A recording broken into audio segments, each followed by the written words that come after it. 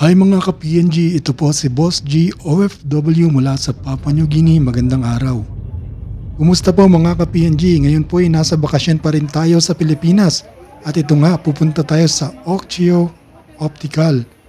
Ito yung nasa Carriedo. Meron silang dalawang branch dito sa Carriedo. At dito tayo sa may malapit sa may MRT station ng Carriedo. Ayun nga po, naengganyo tayong pumunta rito dahil dun sa napapanood natin sa vlog ng ibang vlogger na maganda raw dito at mura.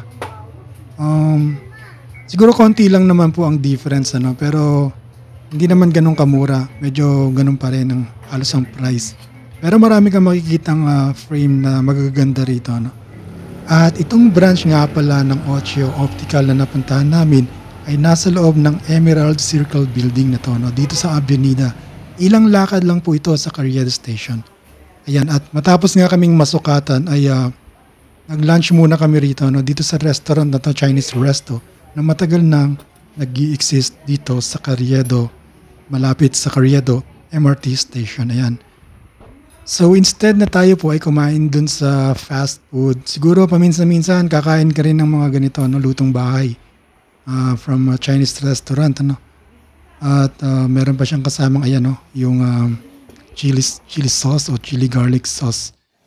At eto na nga, after naming mag-lunch, nakuha na namin ang aming mga salamin na pinagawa. Mabilis nga lang palang makuha ang salamin dito. Maliban na lang kung ang salamin na ipapagawa mo ay yung progressive lens na tinatawag, medyo matagal nga yun. Ayan, right now nakasakay na tayo dito sa habal-habal na EV. Hindi ko alam kung habal-habal ba ang tawag dito o tricycle na battery. Ayan. So anyway, ito yung uso ngayon dito. Dati kasi dipadjak lang yung mga sinasakyan namin dito. Mga around 1994 to 1998, nung nag-aaral pa lang ako ng seaman dito malapit sa Carriedo.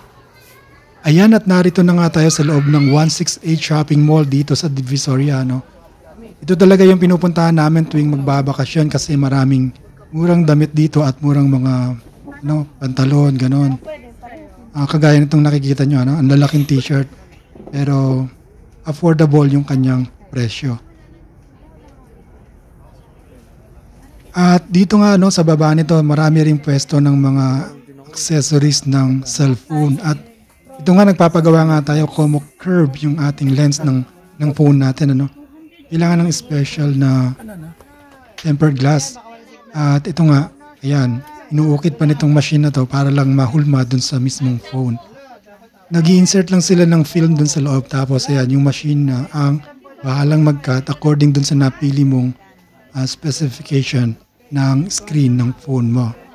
Ayan. So hindi rin naman siya kamahalan, halos pareho lang yung presyo dun sa ibang type ng screen protector. At dito nga sa labas ng 168 ay meron tayong nakitang fried siopaw. At medyo nainganyo tayo, medyo na-curious tayo na bumili. At meron silang promo na kapag bumili ka ng 10 ay 260 lang. So pumapatak na sa 26 per fried siopaw.